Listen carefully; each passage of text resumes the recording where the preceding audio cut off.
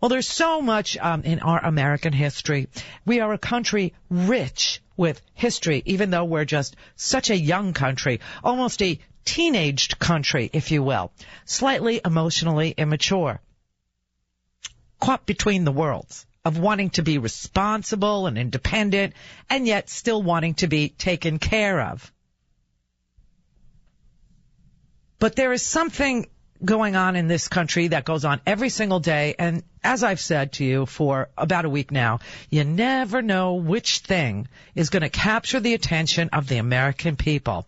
There is that case in Mississippi, and I don't see very many people, following that case or concerned with that case or thinking, knowing the name of James Craig Anderson or Barbara Anderson Young, who is a woman who explains and behaves the way that unconditional love behaves. Unconditional love says, it doesn't matter who you are. I will pray for you. It doesn't matter what you've done.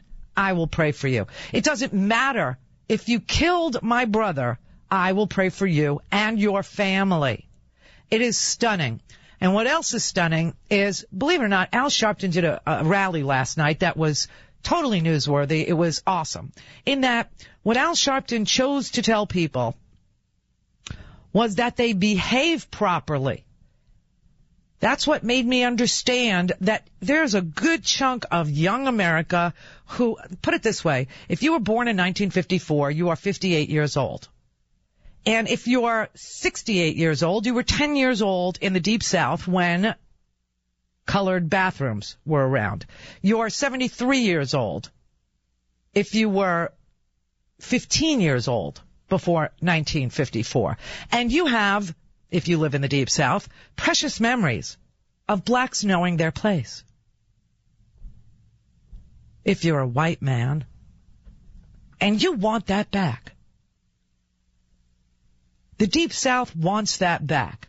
And there's something going on that turns neighborhood watches into neighborhood execution squads that don't require any investigation in the Deep South. And make no mistake about it, Florida, outside of its cosmopolitan cities, have black neighborhoods and white neighborhoods, and never the two shall meet. Why? In a town called Belle Glade, which I can drive to now, there were colored-only signs on water fountains and bathrooms until 1973. Now you're talking in my lifetime. And Al Sharpton yesterday still has to tell people, behave properly. Don't let them goad you into doing something. We are not mad dogs. Don't let them get the best of you. Keep your dignity. Be determined, but keep your integrity. I want our people to understand that how you behave is going to be a reflection on this case. I don't care how angry we get. Don't let them make you act in a way that they can say, see, that's what they were afraid of with Trayvon. We are going to act intelligent. We're going to act dignified. But we're going to be determined. We're angry, but we're not mad dogs. We're too smart to fall for the okie doke. We're going to win this on the merits of the case. That was frightening to me. Because it's still so true. Behavior in a black person is supposed to be the way out of being gunned down in the street. But it isn't. It isn't. Here you have this kid. Now, I bring up James Craig Anderson, but I think the media left James Craig Anderson alone because James Craig Anderson was drunk when he was beaten to a pulp, left to die, and then for good measure, made to die with a Ford F-250 plowing into him. He was standing up on the sidewalk, and they plowed right into him. There's video of this that is so disgusting and so unbelievably cold-blooded, that'll make your skin crawl no matter who you are, because you can't see what color in that video James Craig Anderson is. All you can see are the headlights reflecting off of his white sweatshirt and him being plowed into and made to fly through the air until he landed dead. But I think the media didn't like him as an example because he was drunk. So he deserved it, I guess. I don't know. But the story of this young kid who was innocent, who had done nothing, who is an A and B student, his behavior was such that it's shocking to the white people. And that's, I think, why this story got so much attention. The President of the United States, I remember on Labor Day, had to give a speech back in 2010 saying that while he was building the middle class, the media was treating him like a dog. And he didn't even want to go there, but he just said, it's just true. That's been at the heart of what we've been doing over these last 20 months. Building our economy on a new foundation so that our middle class doesn't just survive this crisis. I want it to thrive. I want it to be stronger than it was before. And over the last 2 years, that's meant taking on some powerful interests. Some powerful interests who have been dominating the agenda in Washington for a very long time, and they're not always happy with me. They talk about me like a dog.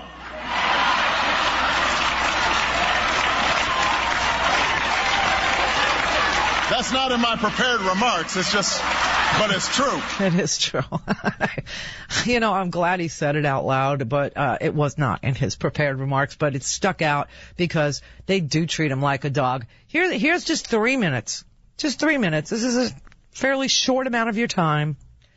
This is Fox News, just trashing black people over a random time period. I think these civil rights leaders are nothing more than racist. They're keeping their neighborhoods and their African-American brothers enslaved, if you will, by continuing to let them think that or force them to think that they're victims, that the whole system is against them. Articulate it better, Sean. It's so sad to me. We can't even say you're articulate. We can't even give you guys compliments. Half of the kids in this country under 5 years old are minorities. White people are having fewer.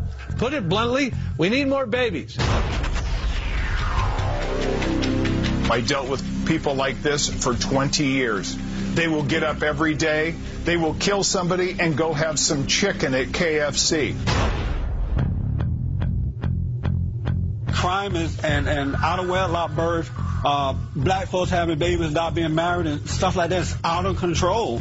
And it's not because they lack material things, but because not all, right, but most of them lack moral character. Look what they did to the Dome. In 3 days, they turned the Dome into a ghetto. The reason that he's considered such a big deal is simply because he's black. He is a black candidate surrounding himself with a lot of white advisors. He represents some sort of hope of bringing us all together anyway. And again, I think the only reason that looks plausible is because we see something about his being brown that creates that. It's almost like he's mammy. As it relates to Kramer in this, Kramer used the N-word repeatedly. Does that bother you?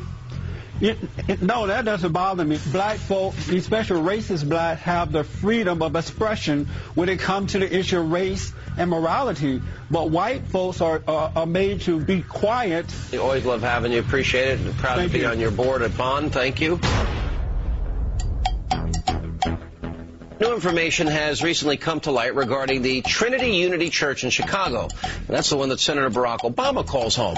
What they have at this church on their website is, commitment to the black community, commitment to the black family, adherence to the black work ethic. Is it racist, Jesse Lee? It is absolutely racist. Are they worshiping Christ? Are they worshiping African things black? Barack Obama is associated with the racist church. They really are quite cultish, quite separatist. Mr. Rush, I have a question. Are you questioning Barack Obama's Christianity? Yeah. Recent police shootings involving African-American victims across the U.S. has led to a string of angry protests from outraged black community members. Most police officers are good, honest, hardworking men and women. But there is a culture of police officers out there that represent a legalized gang. We got to run. And we need to recognize it and do it. If there's any national disgrace, it's your rush to judgment in this particular case and your use of racial politics for your own aggrandizement. That is the national disgrace. The national disgrace. That's a national disgrace. The rush to judgment is the national disgrace, not the string of, young black people being gunned down. Nothing to do with that. The national disgrace is saying out loud that their investigations aren't done, or that they're closed prematurely, or that somebody can gun down an unarmed teenager, and not be arrested that night. And the toxicology report will be done on the corpse, but not on the shooter. That's the outrage. Saying that, which goes back to a caller we had on Wednesday who said that I'm the racist because I report the racist things that get said, and that they hear more race talk on this show than they do on all the conservative shows put together. Perhaps that's because the conservative shows only talk about race when they talk about the president's race. The only time race is ever brought up is when they accuse liberals of playing the race card. Sometimes it's not the race card. Sometimes it really is a racial situation. Sometimes it is. And when it is, and we point it out, that doesn't make us racist. It's a simple concept. If someone says something racist and I repeat it or report it or play their words, I'm not the racist. You're not the racist. People who have a gut reaction to what happened here in Sanford, Florida, they're not the racists. That's just the truth, standing in front of you. And the fact that this country has a problem with issues of race isn't lost on anybody who cares to look, which is why for years I've been telling you, never look down. You're going to find nothing down there. You're not going to find anything that's bringing you down there. You look up and to the right. That's where the trouble comes from. Up and to the right, you'll see who's pulling the strings. Up and to the right, you'll see that they're urinating on you, telling you it's raining. Up and to the right, where the tax code has preferential treatment. Up and to the right, where the lobbyists get hired. Up and to the right, where the money gets raised. Up and to the right is where you're going to see the policies that denigrate and degrade all decent people. And if you look up and to the left, you'll find the solution to the upper right. But down there, there's nothing but people that are hoping to God that you will put a hand and lift up. They will not hurt you. They'll grab your hand and they'll go with you.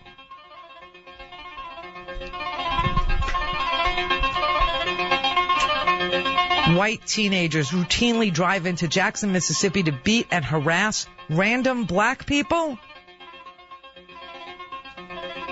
This one would have gone Sanford, believe me, if there had been no surveillance camera.